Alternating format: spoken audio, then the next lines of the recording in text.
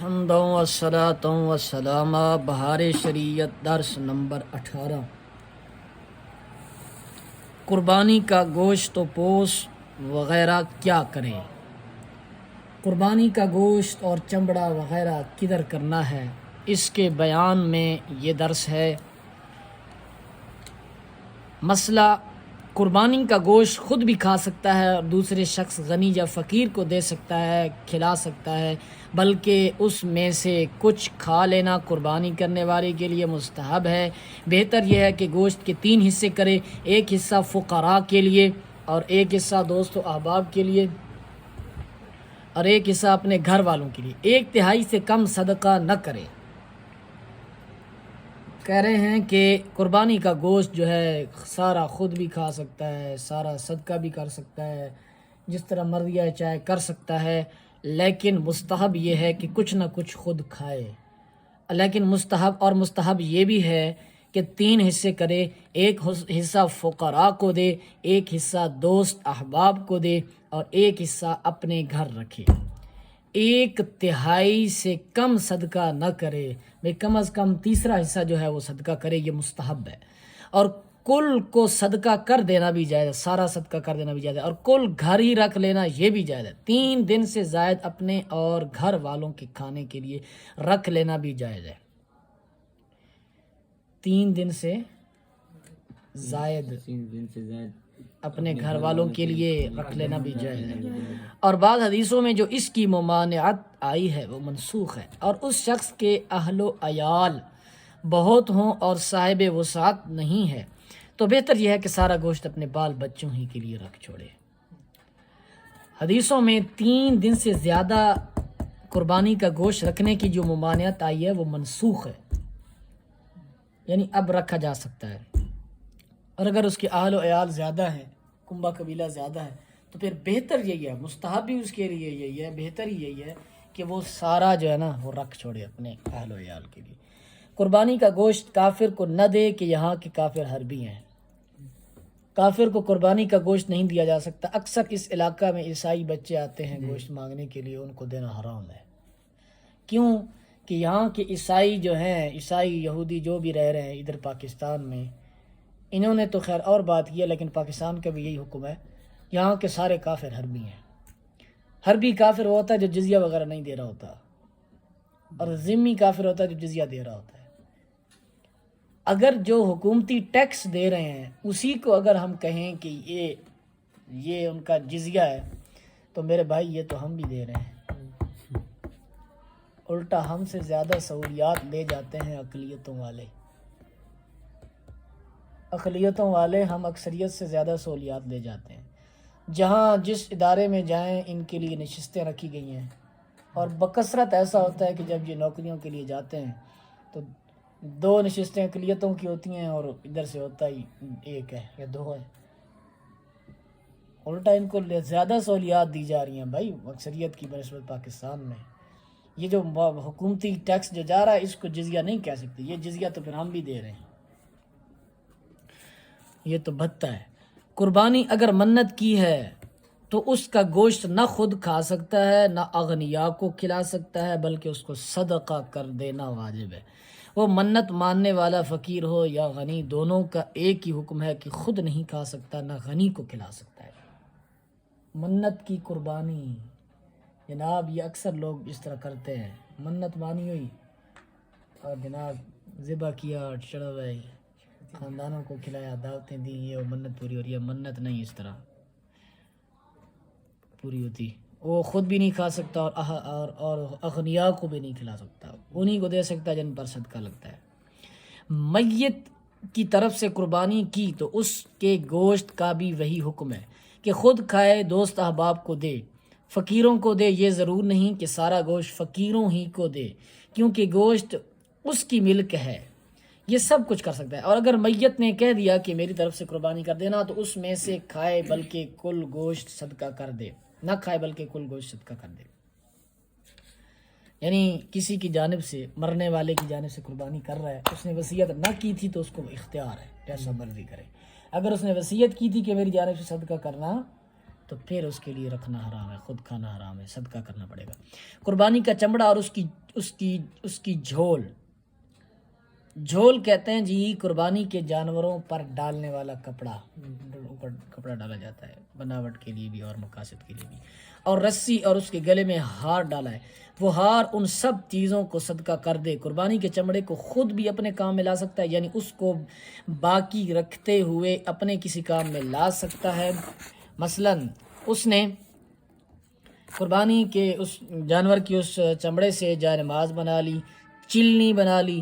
چلنی کہتے ہیں آٹا وغیرہ چھاننے کا آلہ، چھاننی جس کو کہتے ہیں چلنی۔ تھیلی بنا لی، مشکیزہ بنا لیا، دسترخوان بنا لیا، ڈول وغیرہ بنا لیے، یا کتابوں کی جلدوں میں لگا، یہ سب کر سکتا ہے۔ چمڑے کا ڈول بنا دیا تو اسے اپنے کام میں لائے، اجرت پر نہ دے۔ اگر اجرت پر دے گا تو اگر اجرت پر نہ دے، اور اگر اجرت پر دے دیا تو اس اجرت کو صدقہ کرنا ضروری ہوگا۔ سمجھ آ رہی ہے؟ جی جی قربانی کے چمڑے کو ایسی چیزوں سے بدل سکتا ہے جس کو باقی رکھتے ہوئے اس سے نفع اٹھایا جائے، جیسے کتاب ایسی چیز سے بدل نہیں سکتا جس کو ہلاک کر کے نفع حاصل کیا جاتا ہے، جیسے روٹی، گوشت، سرکہ، روپیہ، پیسہ۔ اور اگر اس نے ان چیزوں کو چمڑے کے عوض میں حاصل کیا تو ان چیزوں کو صدقہ کر دے، یعنی قربانی کے چمڑے سے ایسی چیزیں لے سکتا ہے، خرید سکتا ہے جن سے نفع اٹھایا جائے، ان کی صورت اصلی باقی رکھتے ہوئے، جس کو باقی رکھتے ہوئے اس سے نفع اٹھایا جائے۔ قربانی کے چمڑے کو ایسی چیزوں سے بدل سکتا ہے، ایسی چیزیں اس سے بنا سکتا ہے کہ جس کو باقی رکھتے ہوئے جو ہے نا وہ اس سے نفع اٹھائے۔ سمجھ آ رہی ہے اس کی؟ جی کیا سمجھ آئی ہے؟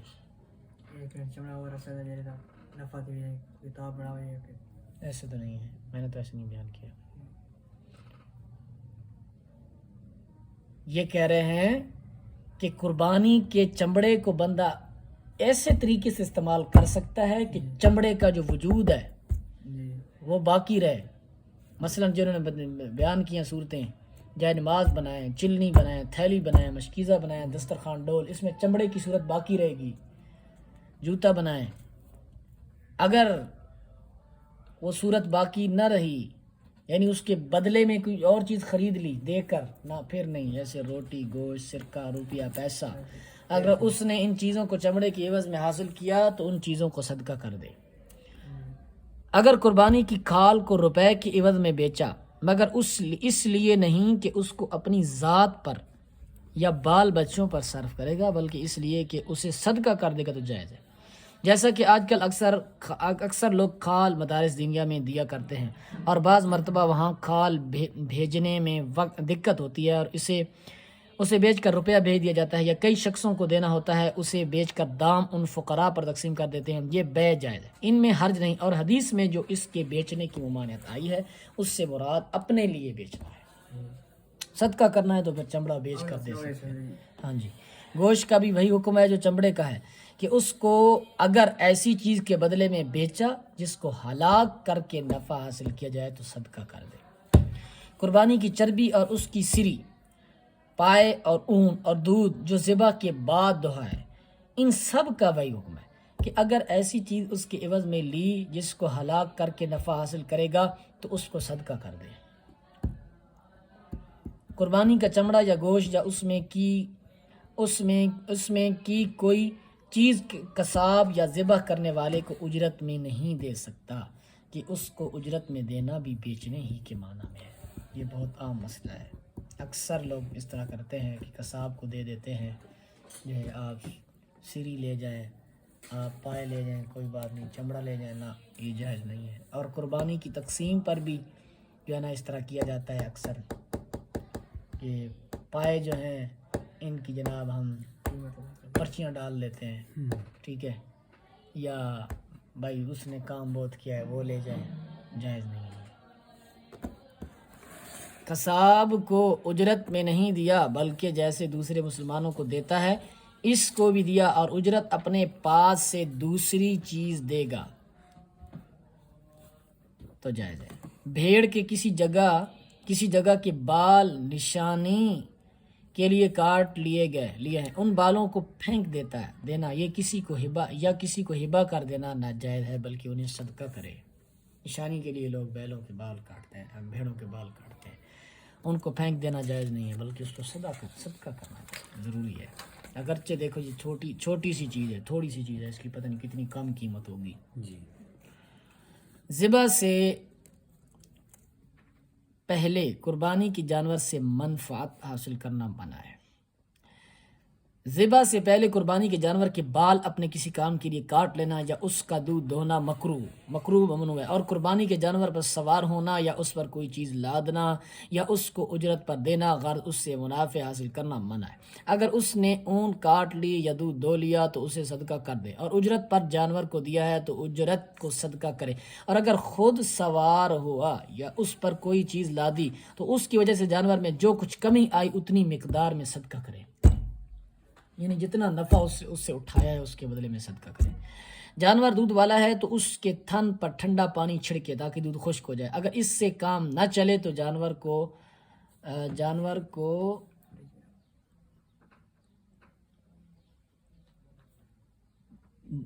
کو دوہ کر دودھ صدقہ کرے، یعنی اس کا دودھ نکال کر دودھ صدقہ کر دے۔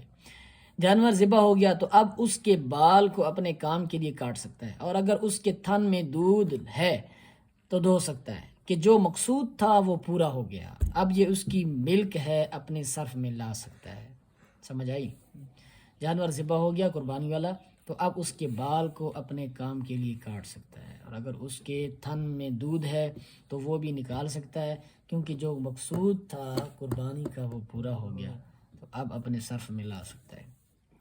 قربانی کے لیے جانور خریدا تھا، قربانی کرنے سے پہلے اس کے بچہ پیدا ہوا تو بچہ کو بھی ذبح کر ڈالے۔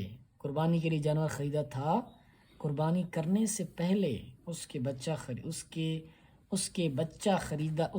پیدا ہوا تو بچہ کو بھی ذبح کر ڈالے، اور اگر بچہ کو بیچ ڈالا تو اس کا ثمن صدقہ کر دے، اور اگر نہ ذبح کیا تو بیع کیا، اگر نہ ذبح کیا نہ بیع کیا اور ایام نہر گزر گئے تو اس کو زندہ صدقہ کر دے، اور اگر کچھ نہ کیا اور بچہ اس کے یہاں رہا اور قربانی کا زمانہ آ گیا، یہ چاہتا ہے کہ اس سال کی قربانی میں اسی کو ذبح کرے، یہ نہیں کر سکتا، اور اگر قربانی اسی کی کر دی تو دوسری قربانی پھر کرے، اور وہ قربانی نہیں ہوئی اور وہ بچہ ذبح کیا ہوا صدقہ کر دے، بلکہ ذبح سے جو کچھ اس کی قیمت میں کمی ہوئی اسے بھی صدقہ کرے۔ آخری مسئلہ ہے جی، قربانی کی اور اس کے پیٹ میں زندہ بچہ ہے تو اسے بھی ذبح کر دے، اور اسے صرف میں لا سکتا ہے، اور مرا ہوا بچہ ہو تو اسے پھینک دے، مردار ہے۔